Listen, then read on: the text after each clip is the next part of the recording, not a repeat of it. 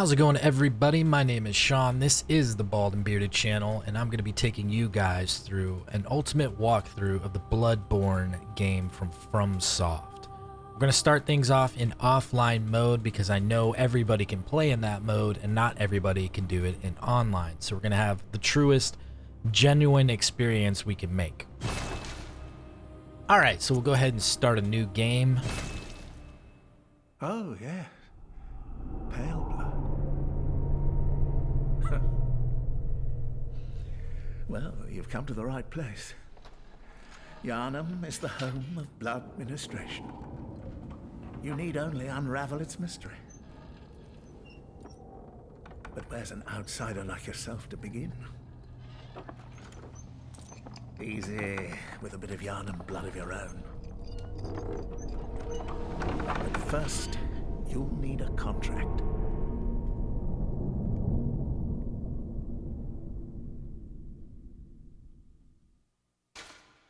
Alright, so pretty standard character creation screen here. We're going to input our name first. And once you've got that done, you can select your gender and age and your origin. Now, if you want to know more about the origin, you can go ahead and check out my video that I've got on that. It's pretty serious, but it's also got a little bit of jest in it as well, because it's not really that much of a serious thing.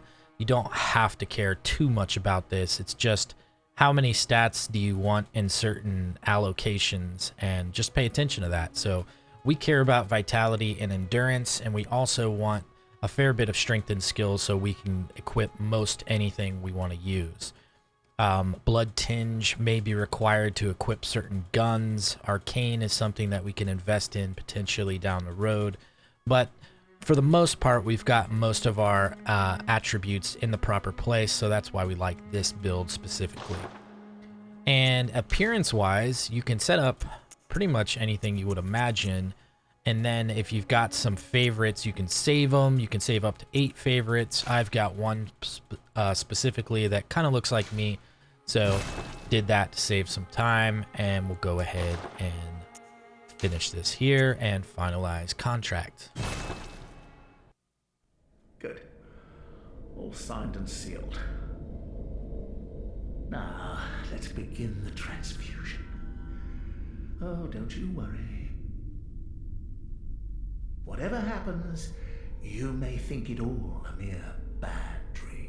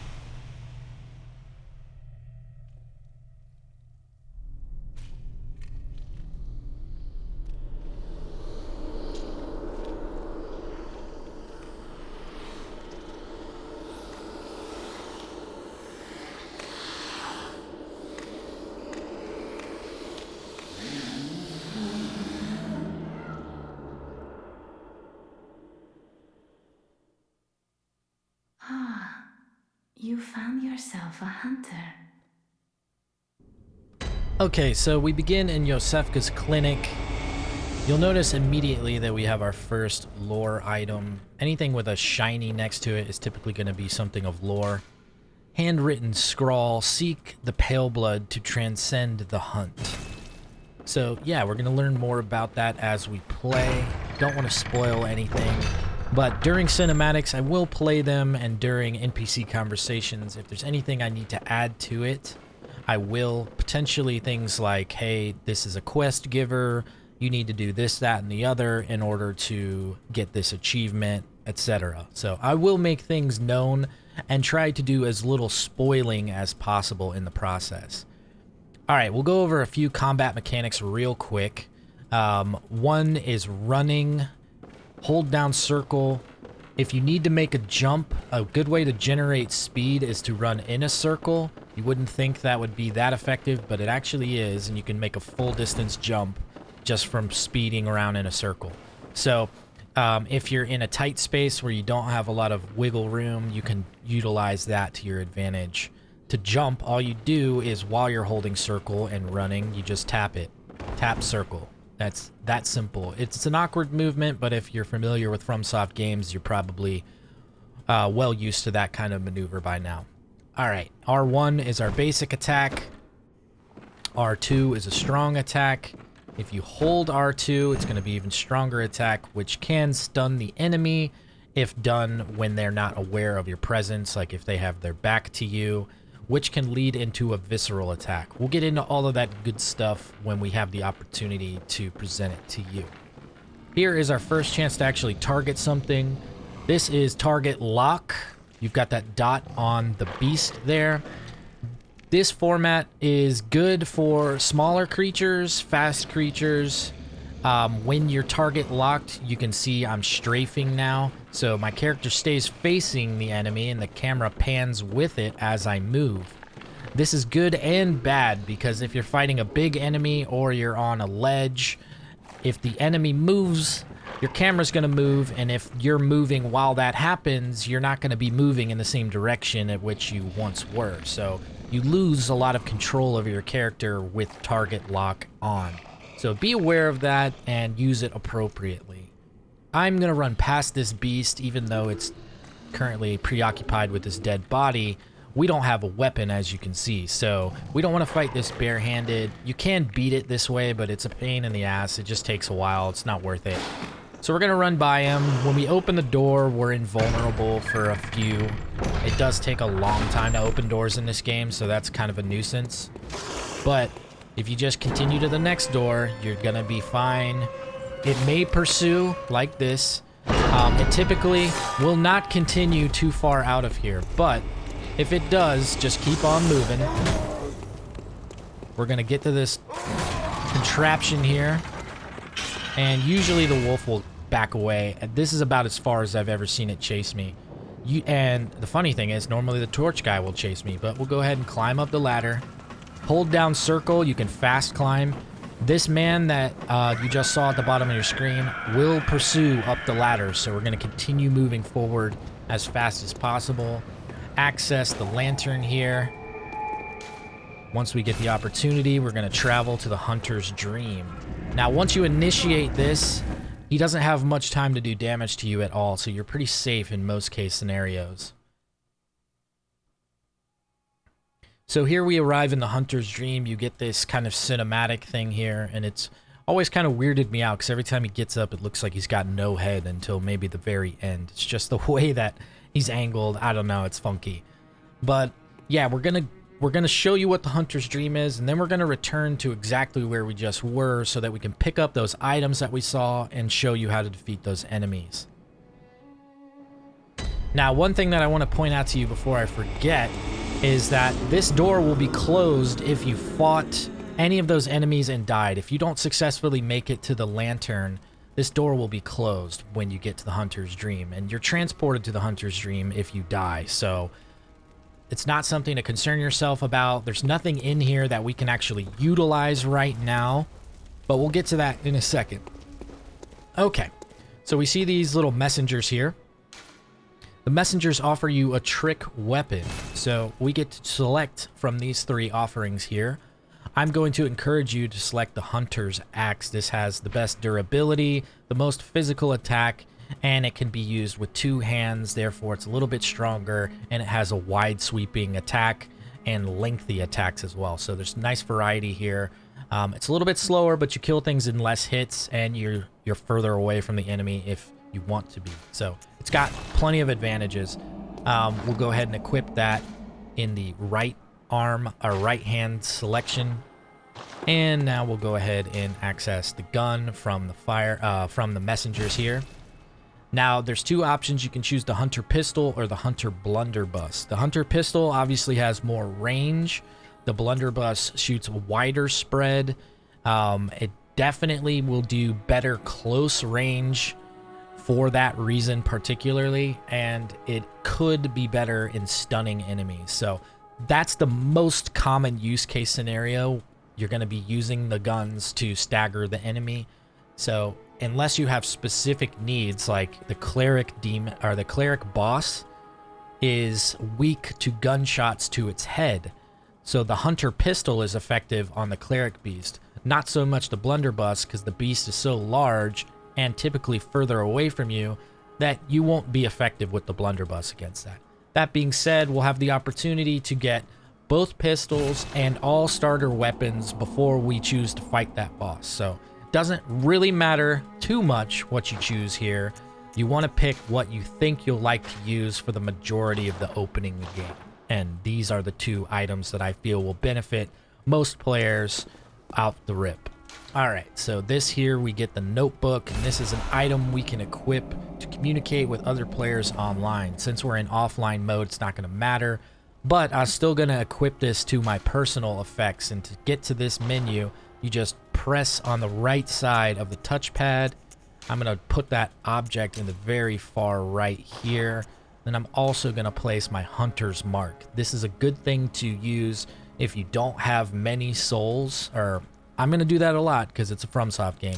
If you don't have many blood echoes on your character and you're in an area where you want to just get out of, or you're stuck for some reason and need to utilize that, you can transport yourself back to the last lamp that you rested at. Okay, so that's important stuff to know. We're going to go over combat mechanics when we start to fight enemies. This is the doll, so she is who we'll communicate with to level up.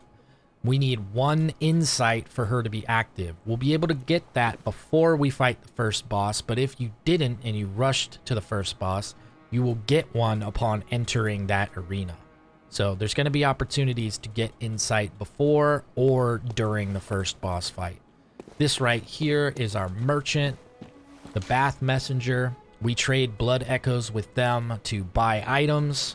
We also use blood echoes to level up. You can see that in the upper right hand corner. We have 320 blood echoes.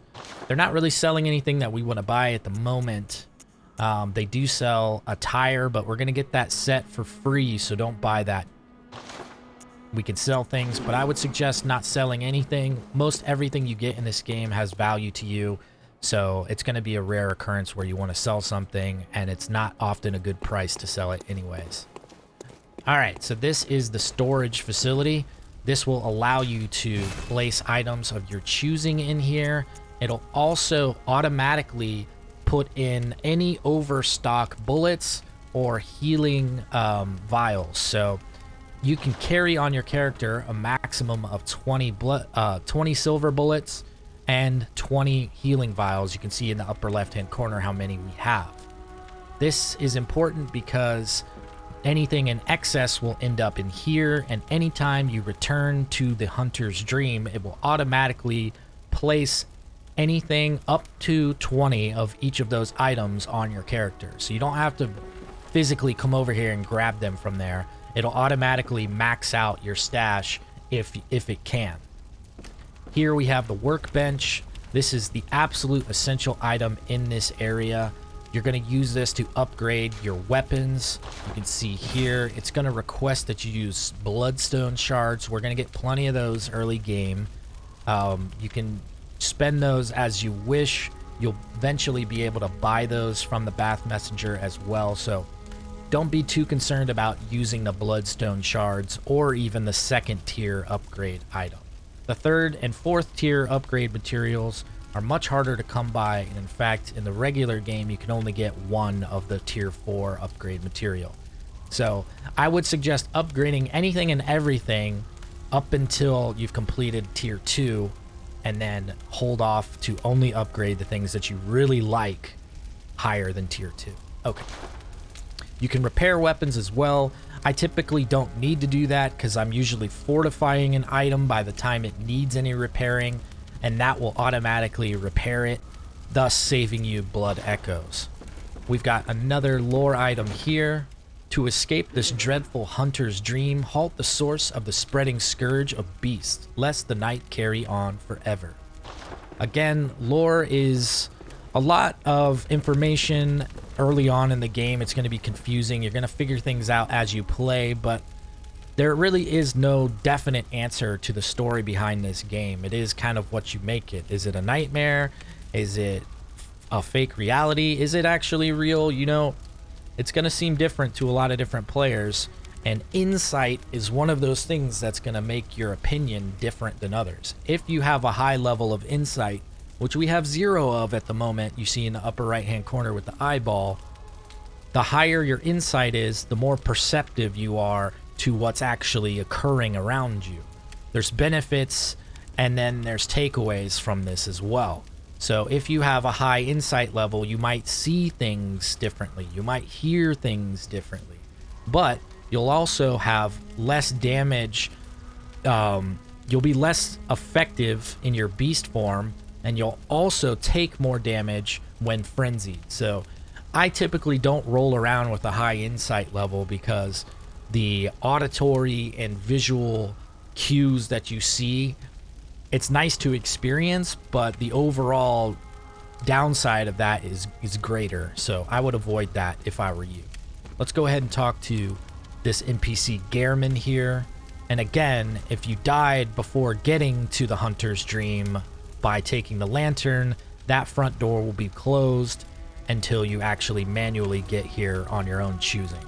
Aha. You must be the new hunter. Welcome to the hunter's dream. This will be your home for now. I am Gehrman, friend to you hunters. You're sure to be in a fine haze about now, but don't think too hard about all of this. Just go out and kill a few beasts.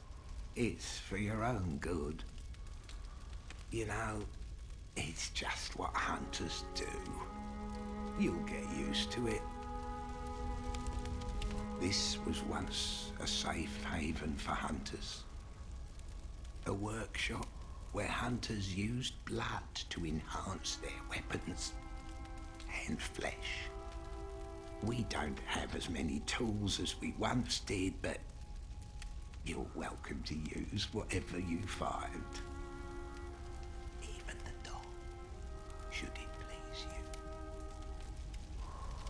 you. Okay, interesting. Nice creepy old man. Pretty standard stuff.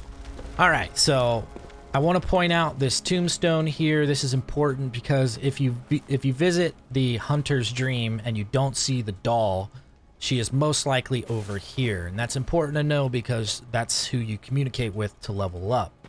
This is the bath where we use our insight to purchase special items. We don't have any insight right now, so that's not active at the moment. These other tombstones here on the outer edge, these are ritual altars. These will take us to Chalice dungeons. That's extra game content. Don't concern yourself with that so early, but it makes a lot of fun for the game in later stages, and it's a great way to get items and gear that you want. This is a matchmaking altar here. You'll do that for multiplayer PvP type scenarios. Here's the doll that which we were just talking about, and again, that's where the bath merchant is. So we've kind of come full circle, and now we can interact with the headstone here to travel back to a few of the places that we've already been to, and more of these will unlock as we get to further areas in the game. Okay, so let's go ahead and revisit the first floor sick room where we initially started. Now that we have weapons, and we're gonna pick up those items that we ran past at the beginning. Okay, so first I want to turn around and we're going to run up the stairs and talk to this NPC. Are you out on the hunt? Then I'm very sorry, but I cannot open this door. I am Yosefka. The patients here in my clinic must not be exposed to infection. I know that you hunt for us, for our town, but I'm sorry. Please. This is all that I can do. Okay, so we'll check out Yosefka's blood vial in a moment. Now, go. And good hunting. You continually want to get in the habit of talking to the NPCs until they repeat themselves. Are you still in need of something? But I have nothing more to offer. Please, try to understand my position. I can only pray for a fruitful hunt. The benefit of continuing to talk to the NPCs is they might give you more lore, they might give you items, they might unlock quests. There's all kinds of reasons to do that, and it's just a little bit extra time to know that they're repeating themselves. So you definitely want to pay attention to this stuff. Are you still in need of something? But I have nothing more to offer. Please, I can only... Alright, so clearly she's repeating herself. We could back out there. And we are ready to roll. Let's go ahead and view this item. Yosefka's blood vial. A blood vial acquired from Yosefka's clinic. This refined blood, highly invigorating, restores a larger amount of HP. The product of a slow and careful refinement process. This rare blood vial appears to be a clinic original. Obviously, it's telling you it's rare. It's a named item, Yosefka's. So we're probably not going to get many of these, if any more at all. So you want to be pretty conservative in your use with this item. I would suggest holding on to it to use it in a boss fight that's giving you a lot of problems. Maybe you run out of blood vials and you're almost to this place where you can get to Lantern. Then you might want to put it on your inventory belt at that point. You'll figure it out, but just don't use it because you have it necessarily. All right.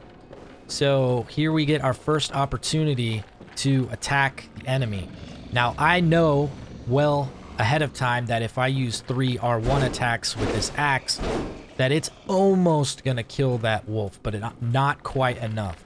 So the plan is to use a special combo of right one, and then L1. So you gotta do it all together though. R1, L1, and it transitions into a long-ranged trick weapon attack, and that does more damage than your standard R1. Okay, so we'll be able to kill that wolf in 3 blows. Knowing that, and knowing that it's preoccupied with that body, we can take advantage of that and get ourselves an extra 5 bullets for free. So if we press up on the directional pad, we'll damage ourselves and generate 5 blood bullets. When that process occurs, if we rush an enemy and deal damage to it, we can recover the health that we just lost in that process. So I'm gonna get a little bit closer, and here we go. And I was wrong. Wait, he did die. How'd he? I don't know how he hit me. All right, that's just a FromSoft love tap. They're getting us warmed up.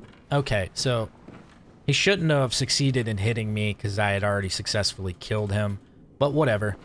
There you got to see we regained most of the health. Actually, we regained all of the health that we lost from generating the 5 blood bullets. But we took unnecessary damage from that wolf somehow, and just going to be one of those things, one of those FromSoft mysteries. Alright, so we picked up some more blood vials, which are great. We started with 0 before we encountered that guy, and now we have 5, so that's perfect. Alright, always want to grab all the loot items you see. If you're new in areas, go ahead and inspect things as much as you can. Okay, this is not an area, little spoiler alert, this is not an area we're going to get to anytime soon. But it will wrap around the world eventually, just like FromSoft games do, so that's pretty cool stuff. Now you can see in the upper left corner, we've got 20 silver bullets, and then it says +5 in red. Those are our 5 blood bullets. We have blood bullets on us because we generated them themselves by pressing up on the directional pad, and we'll continue to have 5 until we start to either use the blood bullets, or we die, or we travel at a lantern. So you can't hurt yourself intentionally and then travel to try to get 5 blood bullets and also restore your health. Alright, so that is how we use the bullets. You're gonna left L2, so left trigger on your joystick to fire your gun at the last possible moment that you can safely fire it before taking damage, and you'll typically parry the enemy's attack.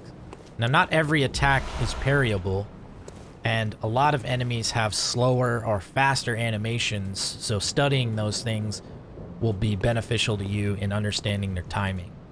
Again, here's a couple enemies that are unaware of my presence.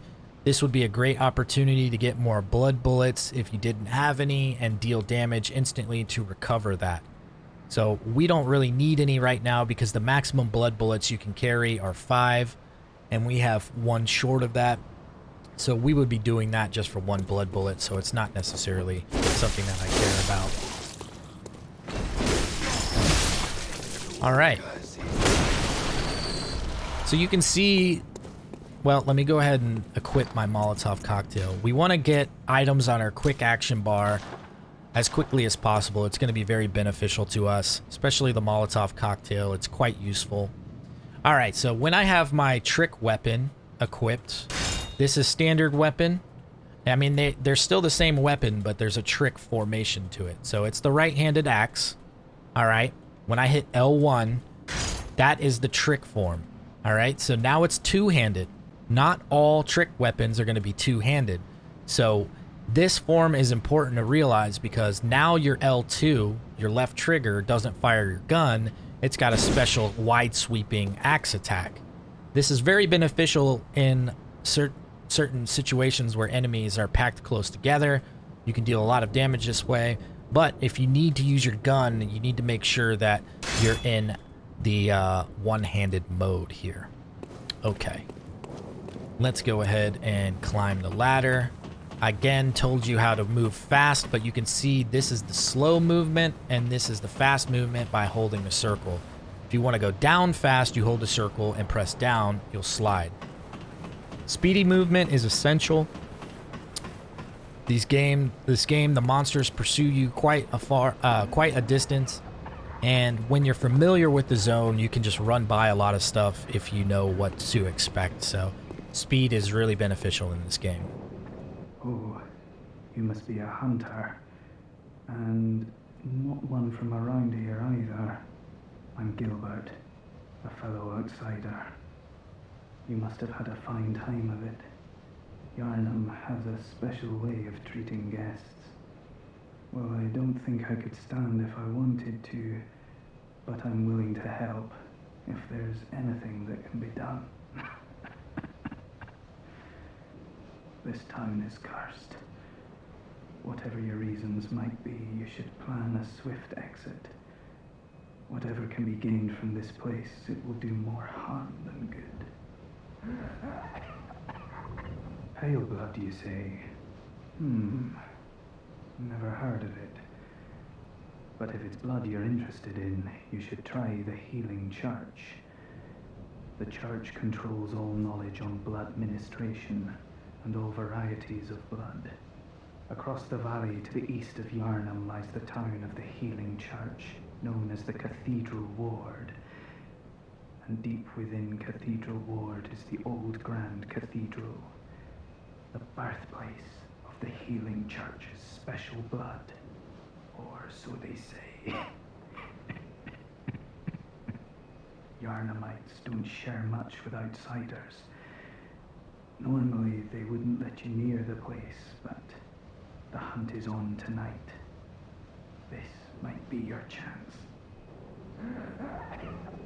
Across the valley to the east of Yharnam, you'll find the Cathedral Ward. Deep within lies the old main cathedral, said to be the source of blood. I haven't heard of pale blood, but that's your best bet if it's anything to do with unique types of blood. Okay, so I want to point out that I personally believe that only the houses with the kind of orangish red glowing lamps will have important NPCs. You'll see plenty of structures with lights on, and you can knock on the door, and most of them, if not all, are just angry citizens that are about to chew you out for no apparent reason. So I would still interact with everything just to be sure and certain, but a lot of it will be a waste of time. So these enemies here, they're all headed towards one direction, and you could kind of hear the audible cues of enemies moving. They'll drag equipment on the ground sometimes. You can see that guy's axe sitting on the ground. If he moves, you'll hear it. So there's ways to know like what's around the corner without necessarily seeing it, but there are so many vantage points because the game has a lot of verticality to it. So take advantage when you come to new areas to just look around and see what you've got there. Obviously, we can see there's item over there. There's a guy waiting for us to come up the stairs. And there was a lot more enemies here a second ago than there are now. So you know that they're on the move. Over here, we've got more enemies that are waiting just beyond these stairs. So you got to be careful. You never know what's around the corner. That's where this game gets you a lot of the times.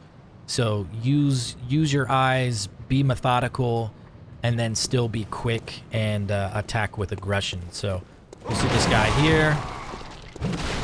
All right, so when an enemy just misses their swing, they're going to be what is considered to be open, and they'll take a lot more damage if you hit them after a miss than if you hit them when they're just standing there waiting to fight you.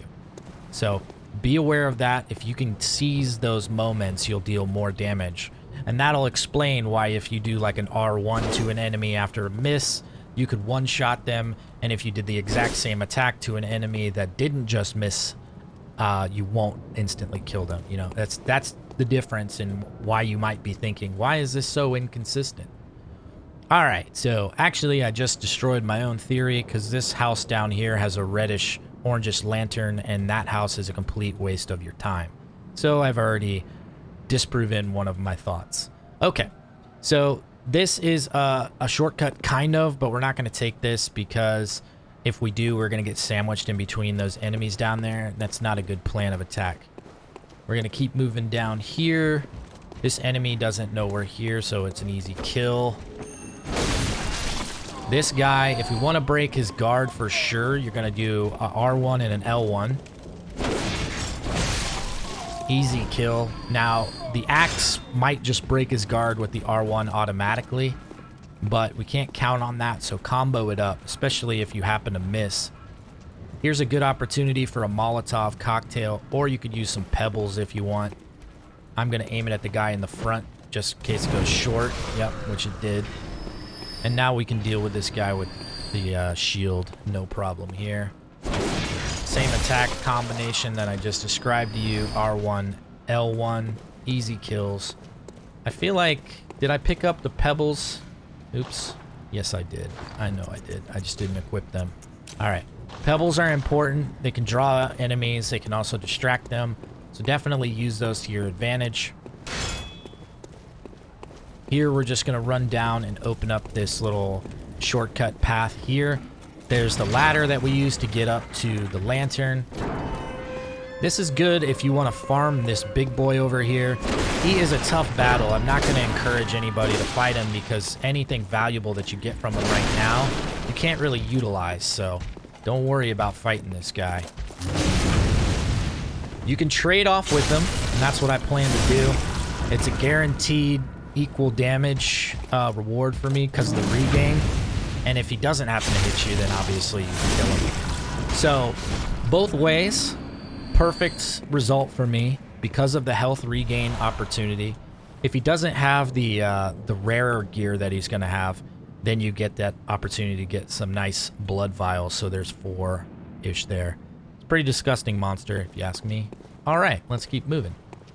So, again, he's close to this ladder, this contraption. If you need to get blood vials, if you're running low on them, they're pretty expensive. They're like 180 or 160 blood echoes.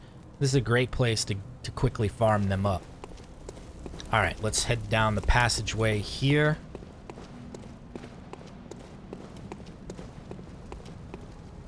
That man walked down the stairway a second ago, so we don't have to worry about him.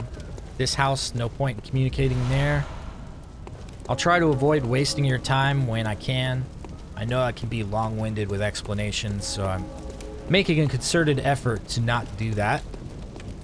Here we've got a guy pretending to be asleep, so let's go ahead and take advantage of that. Oh. This is where you want to listen. That sound told me what I needed to know.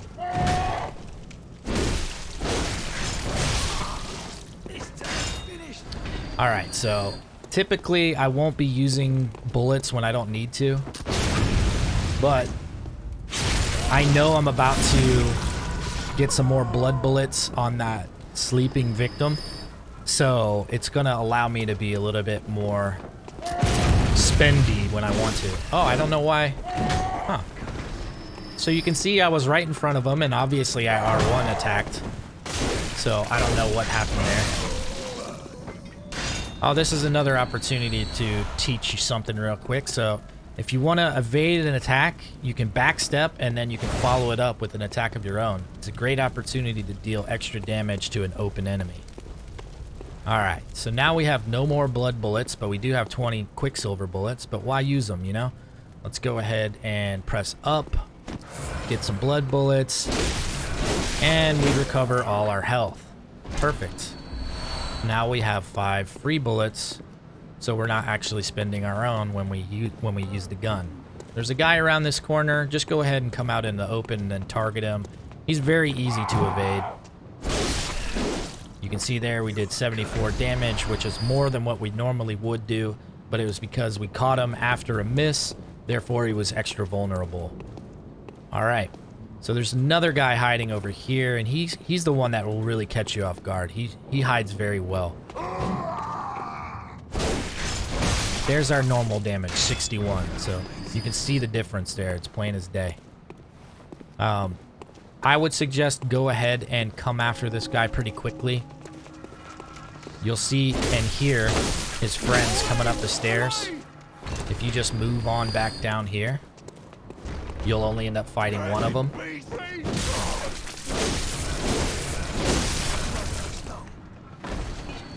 And that's all good for us. Okay, so the goal is to get down to this area. You can't loot that from here, so don't try. Wait for these gentlemen to continue forward, and they'll turn around. So that is not an open area. They're not going to keep walking. That's closed. And that's what that loud noise is. There's a big giant on the other side banging on that door. They're going to continue forward, and they're the last group of roamers that can get you down below unless you do something foolish. So what we're going to do is just drop down. At this point, you're only walking. Walk over that dead horse with care. Let's be considerate. When we see this dog is alone, and he's not alone because those guys are going to come down the stairs too. But once they move beyond that wagon, we're going to throw a pebble at that dog, and we're going to pull him towards us. He's not tied to anything, so any enemies that you would think would alert from the dog, he doesn't have any companion or anything. So now he's going to come for us. Even though he's barking, it's not a big deal.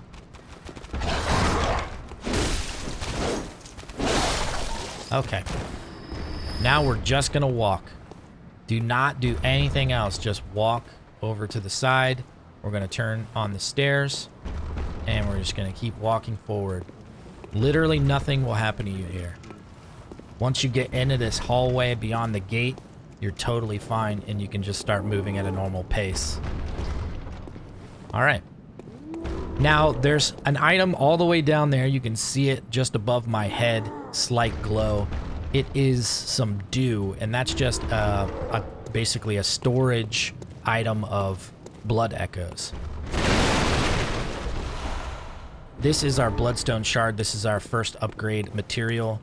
As for the dew, you can go get that if you want, but that's just a waste of the time for this series, and I don't want to run over there considering I just told you how to grab it. Okay, so what I'm going to do here is take you to a shortcut rather quickly.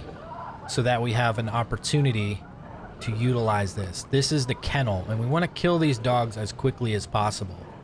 So to do so, we need to kill them in the cage, because if we hesitate, they're going to come outside of the cage. So just drop down and start swinging. There will be some dogs that are already outside of the cage. So here we go, we got one.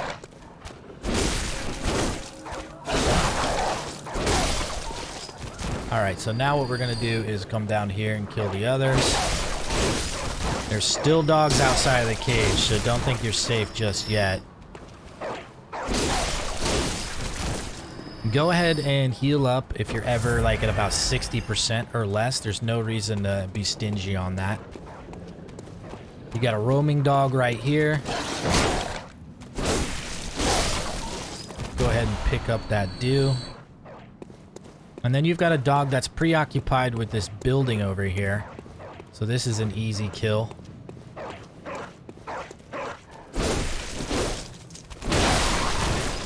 Dogs are very good at evading, so you're usually going to miss the second attack if you're using a short weapon like this. Alright, so we currently don't know any safe places, and there's no problem in answering that way, because it's your only option. I've heard I have. Shutting up indoors isn't always enough. Well, if you hunters got off your asses, you wouldn't be in this mess. You're obligated to help me, you hear? So what'll it be? Are you going to tell me you're not? Alright, so obviously, what else can we say? You're good for nothing. No respect for the elderly is what that is. That little good you outsiders do. Go on, admit it. You think we're all mad, don't you?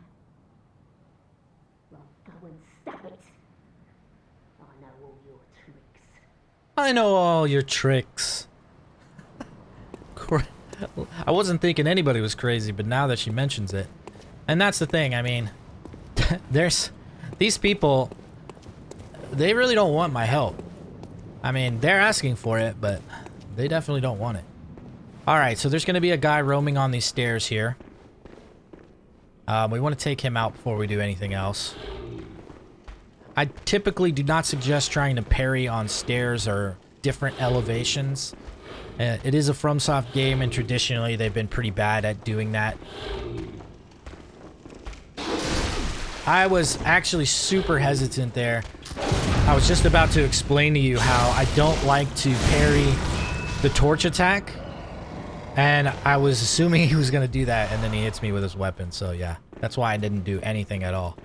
Alright. So what we're going to do here is drop down below. And we're going to knock these chained up bodies off the chain here. And they're going to go way down below. And we're going to get that soon. But we're just trying to take care of this while we're here. Use the longest weapon you've got. It's a lot easier. I know it still kind of makes you feel weird trying to go through there and knock those off on the edge like that. But after you do that, you're going to break those destructibles and come through here. You're going to meet an NPC. This is a friendly ally, so don't attack. Oh. A hunter, are you? And an outsider. What a mess you've been caught up in. And tonight of all nights. Here, to welcome the new hunter. Prepare yourself for the worst. There are no humans left. They're all flesh-hungry beasts now. Okay, and if we talk to them again, we're going to get a gesture. Still lingering about. What's wrong?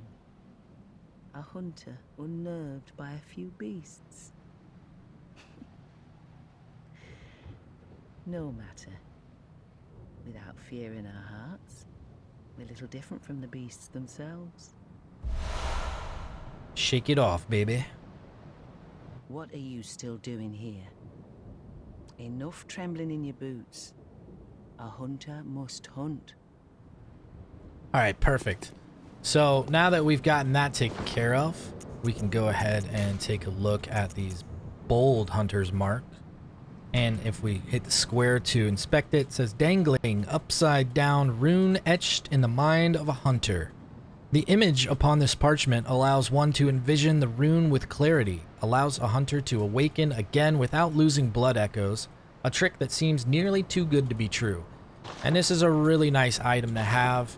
You could consider keeping it on your quick item belt. I typically do not, because usually this is almost as fast to get to, and I'm gonna have it, I'm probably not gonna use it too often, but it definitely comes in handy, and you will use it in certain situations where you feel like you're probably gonna die before you get to the next lantern. Okay, so now we can basically drop down below. So we want to find the best place to do that. So I'm going to do it by these stairs. And when you drop, if you roll, you're not going to get staggered. If you... Oop, there's a... Yeah, we're good here. If we drop down that side, there's a guy with a gun, so you need to be aware of that. If you drop away from the stairs, there's a rifleman, and they're either on that side or this side. I think they're on this side that I'm facing. But this guy we can definitely get a crit visceral kill on. He has no idea we're here. So you just get close enough, hold R2. He's down. Then the visceral attack, doesn't matter which weapon you have, you're going to deal the same amount of damage. Alright, so the guy with the gun comes out immediately after you kill him. That is just part of the game code. It does not matter what you do. He's just coming out.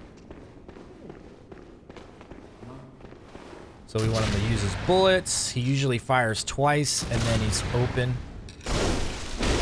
Perfect. Alright, so back to that fall damage. If I didn't try to roll at the end of my fall, you basically land and your feet plant in the ground. You take a deep bend in the knee, and you're pretty much stationary for quite a while. So definitely want to roll when upon landing from large distances. Just get in the habit of anytime you jump and fall, that you want to do a roll at the end of that. Alright, so we're going to attack this guy. Oh, he's got about a 6-swing combo there. That was a nice one.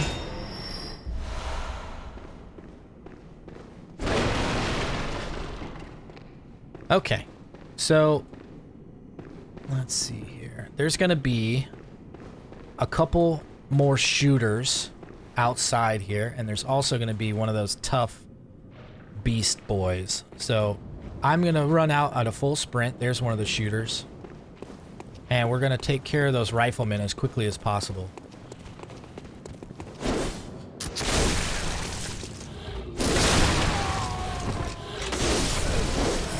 Alright, and that's a perfect... Whoa, shit. He's behind me. God damn it. Alright. Let me gather myself. Almost got spooked.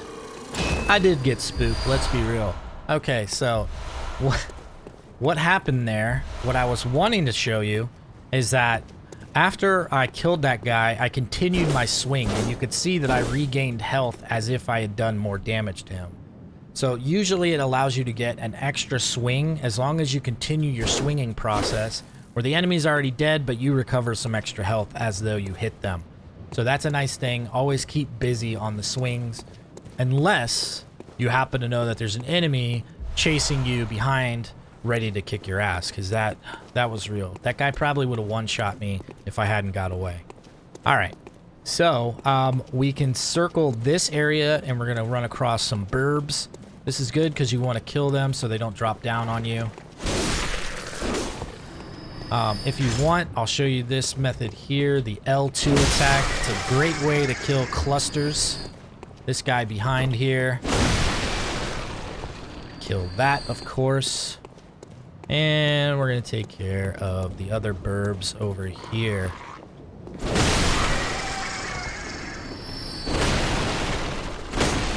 If you're ever unsure if there's an item around, just go ahead and destroy all the stuff. It's fun anyways.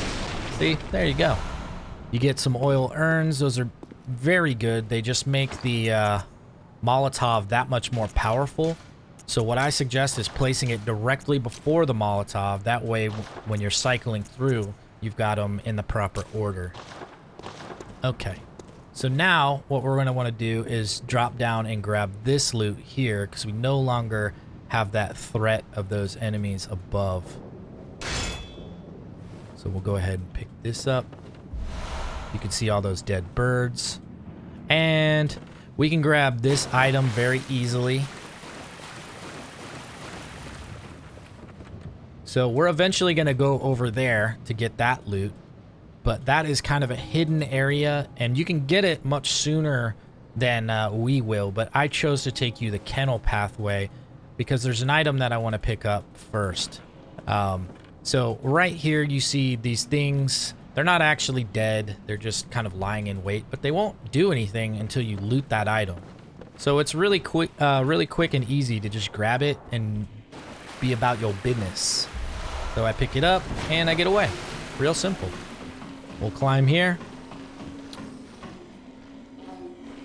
We'll go ahead and heal up because we're about that point. And we're going to move forward. There is nothing down here besides the ladder. So you're just going to want to go up the ladder. There's an opening there, but we don't need to be concerned with that.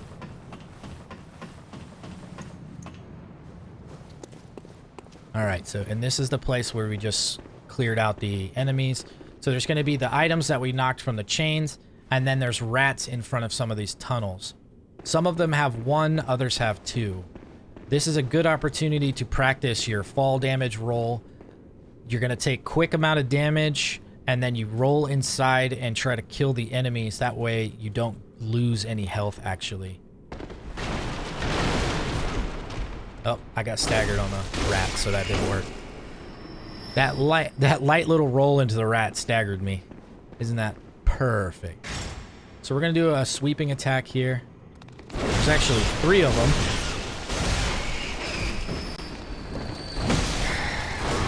Okay, so you see I did an extra attack after the rat was already dead, gained most of that health back, so that's all good.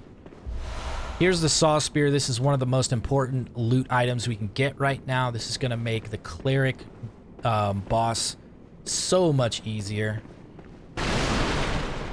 These rooms with no rats in them, this one and then the one opposite, they don't actually have loot in it, so it's a little bit weird.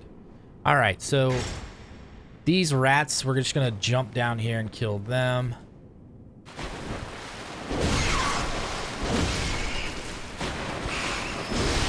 Perfect. They're guarding some throwing knives. And then this well, they're not guarding the throwing knives. The throwing knives was picked up on the rat. You saw that I was clearly trying to pick up from this dead body, which we got the madman's knowledge from, but it looted the rat first for some reason. That's okay. All right, so throwing knives are essentially more damaging pebbles. So pick and choose when it makes sense for you to use it. I'm not going to need to use that for a while. Let's go ahead and equip our saw spear. It's our second weapon. This is a great opportunity to explain. You don't need to concern yourself with weight. That is not a thing in this game, so you can just always have 2 right-handed weapons and 2 left-handed weapons and whatever attire you want to wear. All right, so this one, when in its trick form, will still allow me to use my gun. So the thing about this that makes this weapon so good is you can see it's serrated on both sides, and in both forms it does serrated damage. The serrated, the saw that you get to choose as a starter weapon only does serrated damage in its regular position, the short position. So this item here is an improved variant of that, in my opinion, which is going to be much more beneficial when we fight the Cleric Beast, because the Cleric Beast will take increased damage from serrated weapons and has a increased protection against blunt weapons like our axe, so it's doubly important in that aspect. So we don't need to use this right now. We can continue using our axe, especially if you're familiar with it. We don't need to fear anything. We've cleared out this area, so we're going to go back up and fall on the opposite side to get the other loot item that we knocked down from above. So we're just gonna roll here. I don't think there's an actual rat in this one. Nope, there's not. So here we got this guy chilling. Whoa, rat! That was a good dodge. And it looks like it's got some loot for me. Don't ask me why rats have throwing knives. I don't understand it either.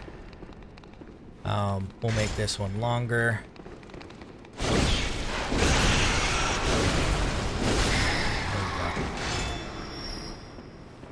Okay, and let's pick this up here. We get 2 bloodstone shards. So you can see how beneficial those 2 bodies were for knocking them off at the top. We got a new weapon, and we got 2 upgrade materials. Really important. Let's also look at that madman's knowledge, because this is a key item as well. Skull of a madman touched by the wisdom of the great ones, used to gain insight. Making contact with eldritch wisdom is a blessing. For even if it drives one mad, it allows one to serve a grander purpose for posterity. Consuming this item is going to give us 1 insight. So let's just go ahead and put it on our quick item, and we'll just do it like this. Perfect. Now when we return to the Hunter's Dream, we will have the ability to shop at the Insight Bath, and we'll also be able to level up our character because the doll will have been awoken. All right, so perfect. That is a great score for us.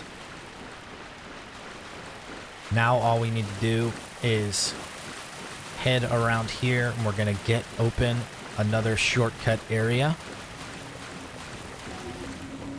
And this is actually going to be the most important shortcut area. We don't need to fight any of this stuff here. What we will do is run into this opening and grab this item real quickly. You don't want to stick around because that thing wakes up. Those enemies are pretty helpless. You don't need to fight them. But if you do, make sure to use range, like longer range, and to try to get them to use their vomit attack so that they're immobile and you can circle and kill them. There is a big ass hog right there. You don't want to fight it like that. So we're going to go up the ladder and circle around it and deal a devastating attack that way. So I'm going to show you a couple different nice tricks here. There's an elevator that's going to take us to a shortcut in a second. We'll deal with that. First, what we're going to do is run across this circle. These guys will start chasing us. You're going to see that big ball behind them. That's going to be lit on fire, and we're going to stand here, and they won't even engage. And then that ball is smoking and headed their way, and it gets the kill. So sometimes one survives. Like you can see, somehow that guy survived. I don't get it. But we take care of that, and it's a good way to get nice, clean, like 250 blood echoes and potential loot. So that's nice. For some reason, I always check the sides here, but I never find anything. I can't help myself. I'm like, why did they put 4 alcoves and no sweet, sweet loot? All right, this guy is super easy to kill. We're going to bait out this one attack that he can never, ever do anything about, and then we're going to parry it and kill him. So it's real simple. Any of these brick guys that you're about to see me attack, you can kill them the same way every time. This board shield guy, don't worry about him. Just keep walking until the brick guy comes at us. You're going to have your gun in hand. We're going to try to get him to run at me. We don't want him to do like a swing attack like that. It's not what we want. So he'll eventually back up because he's only got an aggro range of about this platform right here.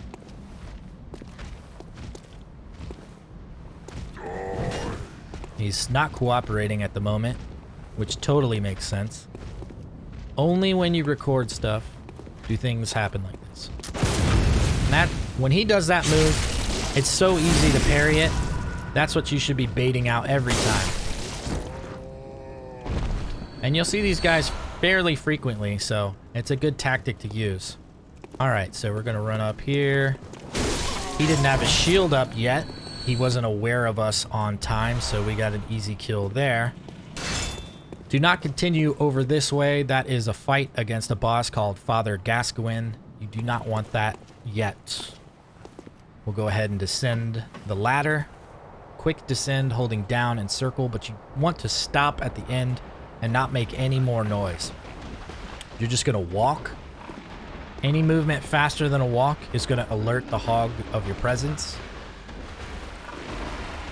Just go ahead and lock on and approach and use an R2 strong attack. So hold it down. Boom. Move in and press R1. And then if you need to, go ahead and finish him off. Now we get the Saw Hunter badge. This will allow us to buy any of the starter items that we didn't select. So like the cane or the regular pistol or the saw. So that's a good score right there as well. And then you can, of course, see the other minions and whatnot that we didn't kill. But we do want on that side of the ladder, so we're going to save ourselves one climb for this climb. So once we get to the top, we're going to go ahead and access that elevator. And the elevator is going to take us to a very important area where we can unlock a couple different sections. Mainly, we're going to get back to the lantern that we started at. Perfect. Alright, so there's two big boys with bricks up here. You don't need to fight them, just run. Doesn't matter. If you go over here, this takes us to the kennel. We've already been to the kennel. So you can see, originally, when I dropped down here, we chose to go that path. I definitely could have gone up here and head this way, but there really wasn't any incentive for me to do that yet. I still wanted to collect some items because when we get to the Hunter's Dream next, we've got some stuff to use. So head up this stairway here and grab this item. All right. And now all we're looking to do is basically head through this house. There are enemies here on the bottom floor and the top floor. There's a guy here. Go ahead and loot this pungent cocktail. That's basically used as a bait. When the hunt began, the healing church left us, blocking the great bridge to Cathedral Ward as old Yharnam burned to the ground that moonlit night. Go ahead and loot anything off the enemies. This guy regularly drops silver bullets, so if you're short on them, those are a good enemy to work on. Run up here and take this guy out. He didn't like that at all. Another upgrade material that's perfect for us. And here we are at the shortcut that we wanted. This is a perfect spot. Okay. So now we're going to return to the Hunter's Dream.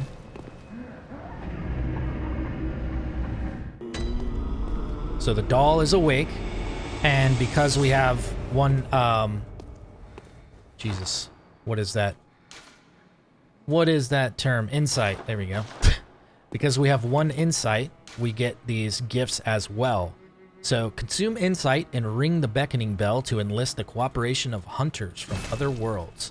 Silencing blank ends such forms of cooperation. The explanation there was perfect. There's nothing to add to it.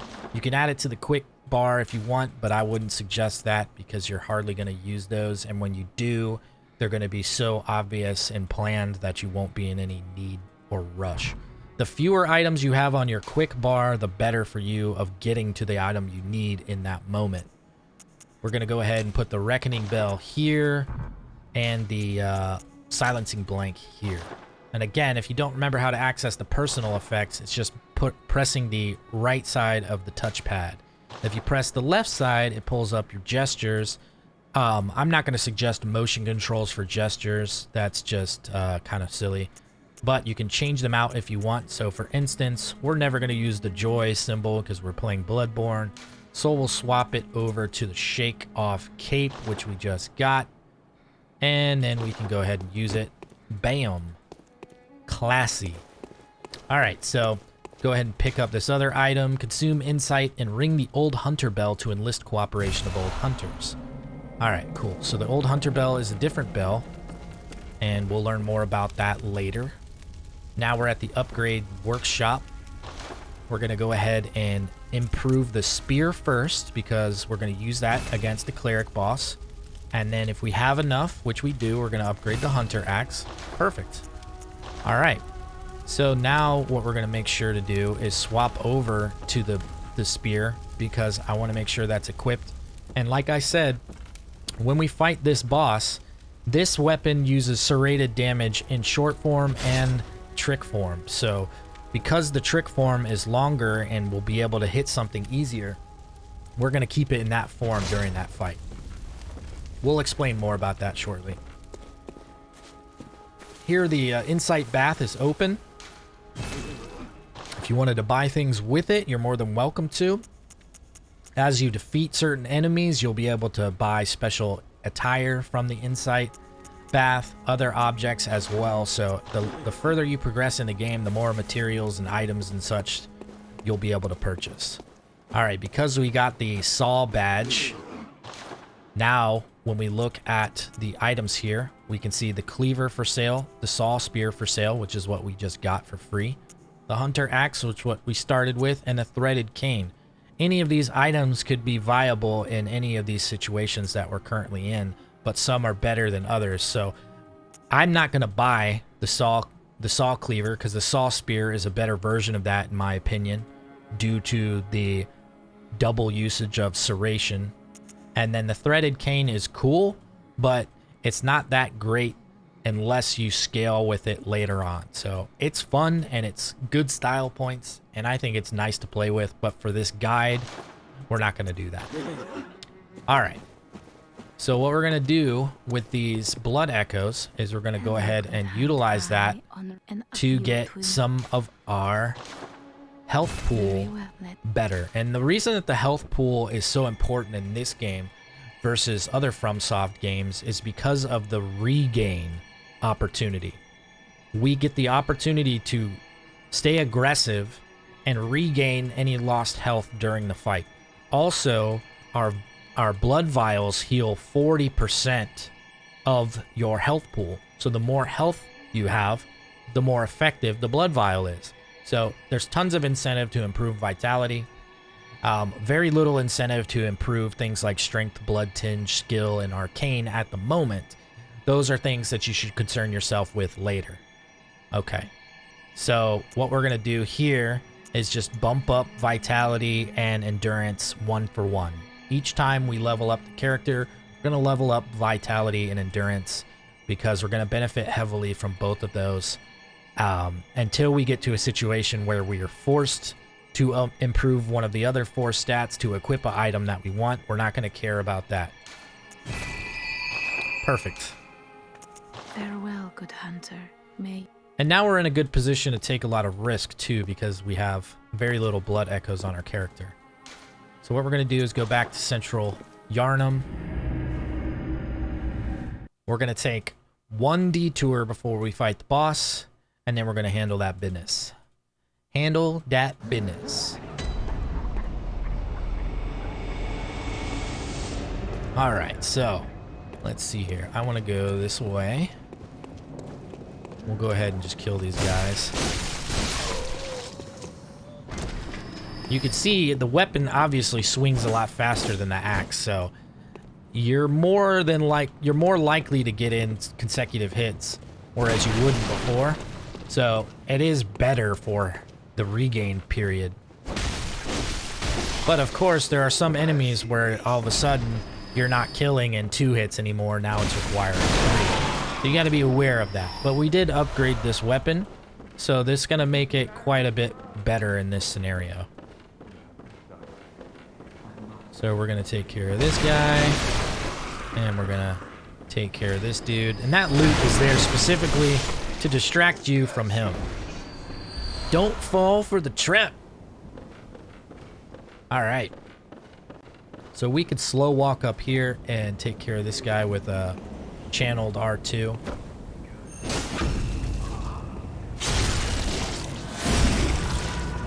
And you can see when we do the visceral attack, your weapon just basically disappears. And that's why you do the same damage no matter what weapon you hold in hand for a visceral attack. Because it's not actually the weapon dealing the damage.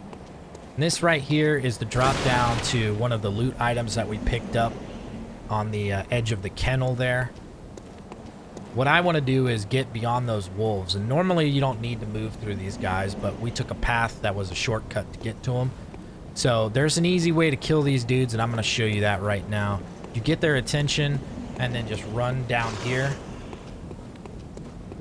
They can't go through this doorway, but your weapon can utilize long-range attack.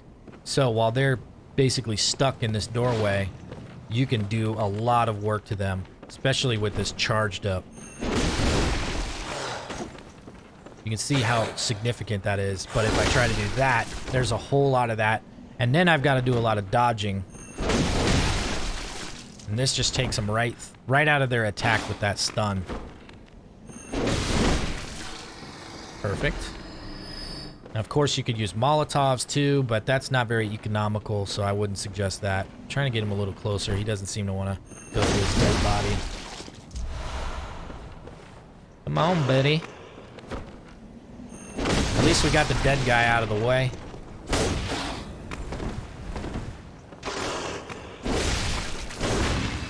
Alright. Sweet. So yeah, you can make easy work of those guys, or you can fight them in, you know, one-on-one, they're very simple fights, but in packs like that, it's tough. And they're not guarding any loot. They're literally just a roadblock for this right here. So don't stress yourself out over that. Now, we're on the other side of an area that we didn't complete. And I'm going to show you that real quick, because if you do approach it this way, it's a little bit easier, but it's quite different. So this is actually a place where we would consider using a Molotov. So I'm going to slow walk down here so I can try to get some vision. If you approach from the other side, like if you were down here coming up, these guys would be blocking these stairs. So it's a very different fight when you approach from here. You can already see a dog there and a dog there. And there's the group. So it's good for us when one chases because it thins the herd. So if we can get the attention of this dog. There we go. Alright, I thought he wanted some.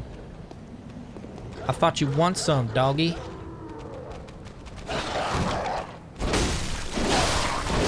Perfect. Now I'm just gonna rush this guy.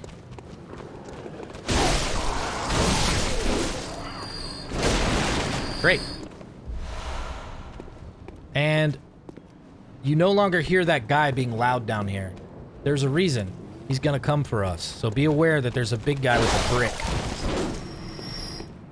So let's be aware of that. Keep our attention on the stairway. Hello. There he comes. So he's quiet as shit all of a sudden. And normally you wouldn't realize that because you're so focused on the fight. But again, he's an easy opponent. Like I said, we want to bait out a run, not the swing. If we can get him to run, that's perfect. There we go. Oh, wow. It's like the first time that didn't work. There we go. All right, so 99.9% of the time. Die. Easy kills. Okay, so that is a much better way of approaching this place, and I took you this way specifically to show you that. So you're gonna realize where we are in a second. So wait a minute. Oh, I forgot about Father Gascoigne being here, because I usually never approach this direction after. I'm only here to show you this, so this is funny. Okay, so this is where we came through after we were just like walking. You remember we were stealthing through here, and then we ran and we went over here, we grabbed some loot, and then we dropped down where the kennel is. So I'm just trying to give you guys an understanding of the map necessarily. All right. So we're not going to summon Father Gascoigne, but we're going to get a torch and I believe, yeah, some cocktails. And so you saw that green text next to one of the cocktails. I just put that in storage because I have the maximum of 10. So the torch is a left-handed item. It allows me to see better in the dark, but we're not going to use that too often. It can do fire damage as well. Here we got some burbs, and they're guarding some loots. So go ahead and destroy that. Grab the oil urn. All right, perfect. So, what you can hear over here is a music box, and that's actually Father Gascoigne's daughter. She's a quest giver, and we open that with the contraption here, and that contraption is reached from a ladder in the sewer, and which is where we're headed. So we're gonna get the armor that we haven't gotten from the sewer, and then we're gonna get that shortcut opened up for you. So when we get back up to the bridge, you're gonna grab this item over here. There's no enemy. Another upgrade material. We're gonna go to the left here. You get a vantage point of this area if you want. Obviously, we're familiar with that. That's where we first crept through. And there's gonna be some pellets right here. Or pebbles, sorry. And some upgrade materials. So bloodstone shard and then another bloodstone shard. But more importantly, this kind of secret area right here. So, of course, there's many different ways that you can approach these zones. You can get here sooner than later, however you want to do it. It's basically whichever way makes the most sense to you. I'm taking you in the route that I feel is the easiest to navigate, the safest, and basically most optimal in what I consider need to have items first. So I'm going to show you how the drop down damages you and you stick there. Well, I should have done that a second ago. We're not taking fall damage from that short of a distance. Whoops. So let's get this guy.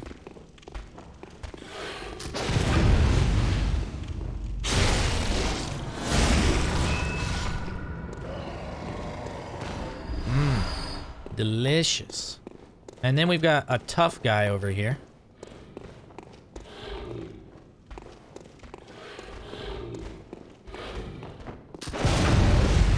Kill him. Now you can see... Oh, he's going to take fall damage. He doesn't die, though.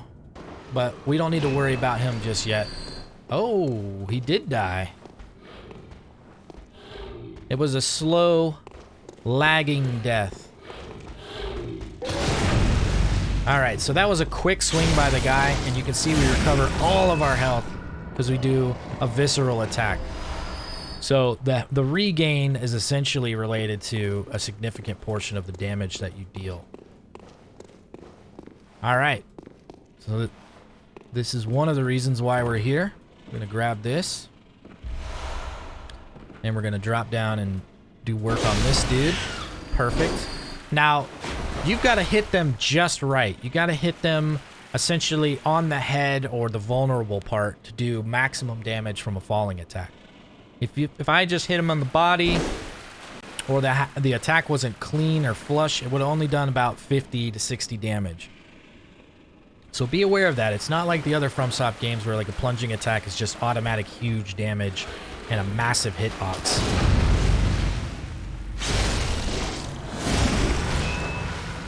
Alright, so back up if you want to free loot this guy, because he's going to fall off otherwise. So you'll see I'm very quick to move forward to that guy after taking damage, because I want the regain and I want to take advantage of the visceral attack. When you're target locked, that means that little dot is on the enemy that you're fighting. You have the ability to lunge forward. You do not have that if the lock is not engaged. You'll end up just rolling, and it's way slower than if you're locked. So be sure you've got that lock on if you're gonna try to take advantage of stuff like that. All right, so we just picked up the hunter attire. Go ahead and swap over to that. It's a big improvement on physical damage reduction. Nice. Very nice. All right, so now what you're gonna do is walk over to the side here and kind of fall down on that. Try to line this up a little bit. Boom, perfect. And these guys are pissed because we grabbed that loot earlier. This is the same dudes that we jumped down and grabbed that loot from before. They've got really long arms, as you can see. Doesn't make a whole lot of sense. And they vomit, so their arms are what's dangerous. They got sharp fingers too. Watch out for that. The rib pokes and the eye jabs. Just get down and evade. That's all you gotta do. And we're gonna head up this ladder. We're gonna get to the last shortcut. The last airbender. So we basically cleared out all the loot in the sewer now. It's pretty much scrubbed clean. And this is the burps that we gotta kill. That guy was really pissed.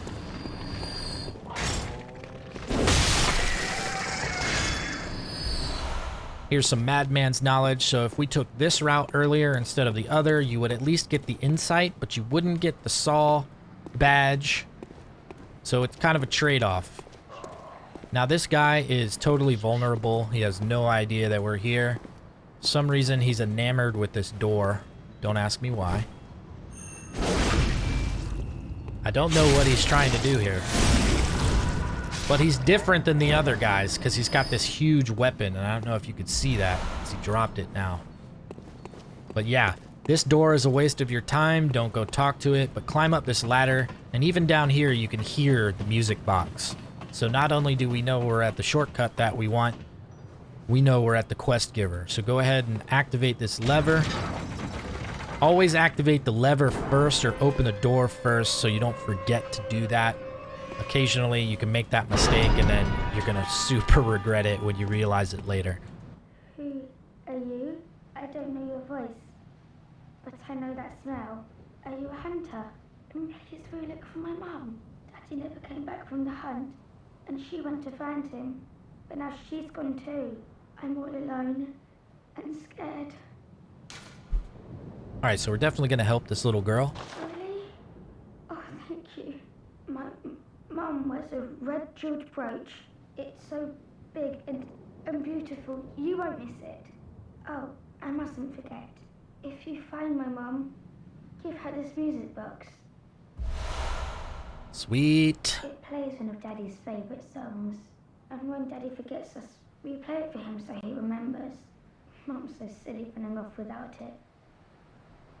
Alright, so that is definitely an item that we're going to use in the Gascoigne fight, but we're not going to do that just yet, so there's no point of worrying about that. But just remember that you have it. We don't need to be careful here because we just killed all the stuff, so now you can see where the shortcut takes us back.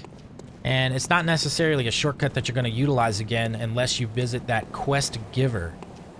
And that is entirely up to you. Alright, so we can head this way to fight the Cleric Beast boss. Now, it's important to remember this shortcut here through the house, because that gets us to the lantern. So, if you die, this is the way that you would come back to fight this boss here. Another one of the brick boys. We're just going to throw a pebble at him, get him away from the birds. You don't even need to fight this guy, really. You could totally just run by this group of enemies. But again, I failed. We were flawless.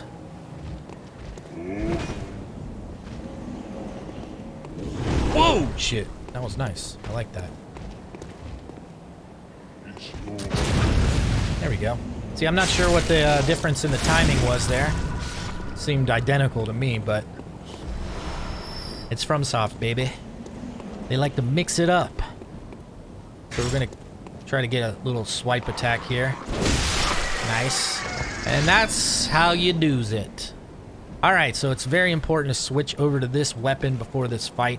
Again, the serrated damage increases the damage against this boss by 20%. Also, if you end up in a bad situation late in the fight, you can use your Molotov cocktail.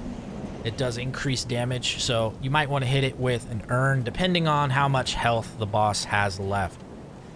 Typically, I try not to use it if the fight's going well, but if you just want to be extra careful, you can do that. You want to keep the boss's back away from the wall if possible, which is pretty hard to do considering you want to be on the boss's back, and he's constantly aware of that and trying to circle around you as you're circling around him. So, what the plan is get in close behind the boss, charge up with R2, and do as many of those heavy attacks on the legs and arms as you can. We can keep it in long range so that we can hit more limbs at once, hopefully. So that's how the attack's gonna look. It's not a wide sweeping one, but if we take damage, we're gonna start spamming the R1 so we can get as much of that back as possible. And what I'm gonna do is show up in the fight at as much health as I can, so we'll go ahead and top that off. And then if, for any reason, you guys want to use a gun, do not use the blunderbuss. The boss is weak to gunfire on the head. If he's at range and you want to get in some shots, use a pistol and pick him off a couple times to 3 times in the head. Could cause him to stagger. If you're close enough, you can land a visceral attack there. So it's just another tactic. If he does get stuck against the wall with his back up against it, you can separate, disengage. He'll eventually come follow you, and then you can get into a proper position. All right, let's do it. Let's do it, baby. And there is some loot down there, but don't ever try to grab loot until the fight's over. I don't camera lock on this guy either. It makes it a lot harder. Whenever he jumps up, just run. Get behind him if you can. He hits me, so I'm gonna gain that health back. I'm a little bit stuck here, so we're gonna roll around this way. Now it is hard. It is hard to hit with the R2 on this because of the direction that it swings. All right, so he was pretty successful at getting some damage there, so I'm gonna back out. And he's good at dodging that too. Wow, that should not have hit.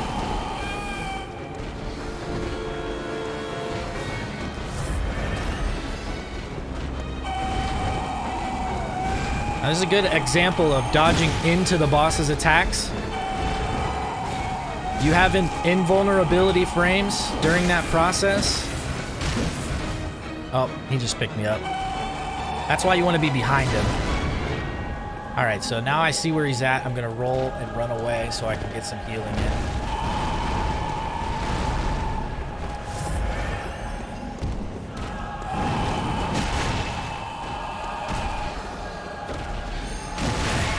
And we just crippled one of his limbs. You can see the blood like that.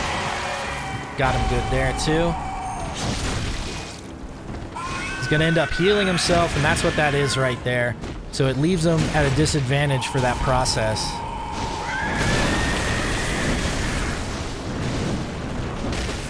All right, want to heal as quickly as possible. Oh, I'm stuck. That's not good. Sounded like he jumped. All right, so now he's pissed. So what I'm gonna do is get in a shorter range now because it's a little bit easier to hit him.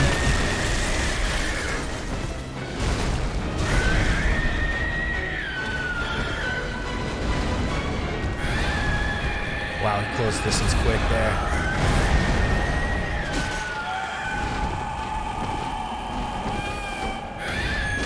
So this would be one of those opportunities where you would either use the gun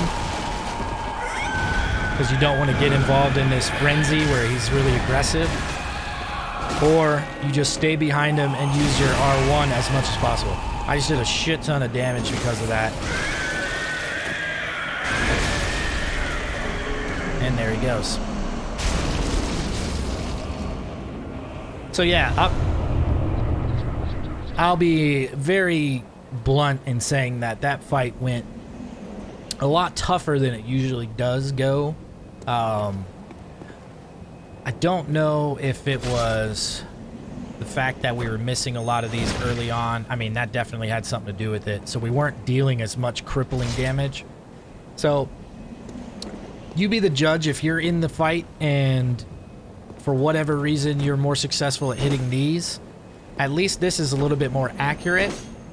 What happens when you do this is you can obviously see it's very fine point swing. So if the boss doesn't stay in the direction that you're swinging, you're going to be pretty screwed. Maybe you do the on-off camera lock while you're swinging. While this is charging up, maybe you down press the R3 to get the lock on. You know, I never really struggle with that fight. That's definitely the most I've struggled with it in my recent memory. So there's definitely ways to improve upon it, but I don't know if it's absolutely necessary or not. All right, so here we are. We can go ahead and light that lantern. We're going to go back to the Hunter's Dream. We've got quite a bit of blood echoes that we can use. So let's see what we can buy from the shop. It's going to be more items. Anytime you get a badge, you're going to get more gear to purchase. You can see this already has more. The hand lantern, I'm going to suggest we buy. And let's see here. You could get the Kirk hammer if you want. Again, you're going to need to upgrade your strength to do that. I don't necessarily encourage you to do that at this point. We've got good enough items to definitely get by without any problems. If we bought the repeating pistol, which we probably will soon, the blood tinge needs to be upped 1. So it's not a necessity, but it is a nice item. All right, so I see more benefit in upgrading what we currently have and then also increasing our health and endurance. So let's go to the fortify weapon. We can definitely bump up our axe 1 more. That's what takes priority over the saw spear because we're going to use the axe in combat more often than not. Do not care about opening up or upgrading the guns at the moment. Maybe late game, but not now, that's for sure. All right, and so let's go ahead and talk to the doll. Very well. Perfect. Now, Farewell, good. May you. some of you will be tempted to use your due, these items here, to essentially, or the cold blood, I'm sorry. I call them due because that's the first ones we get, but it's actually cold blood. So you're tempted to use the cold blood to finish off certain levels or to buy certain materials. I would suggest holding on to those as long as possible because there's going to be plenty of points where you have no blood echoes because your deaths and you can't get back to your blood echoes and you need to buy things like healing materials. That's when you want to use those consumables. Don't consume them for level ups and items and stuff. You'll have plenty of opportunity to buy those things. All right, so we currently have 5 insight. We don't want to spend that yet. We're going to save that and spend it after the Gascoigne fight. But that's going to be it. That's going to wrap up the first episode. We'll fight Father Gascoigne on the next one, and then we'll get into the next zone with that as well. Hope you guys enjoyed the episode, and if you want more, please subscribe to the channel. If you have any questions or just want to discuss things, join us on the Discord. It's in the description below, and also leave any comments you have there, and I'll see you guys in the next one. Peace!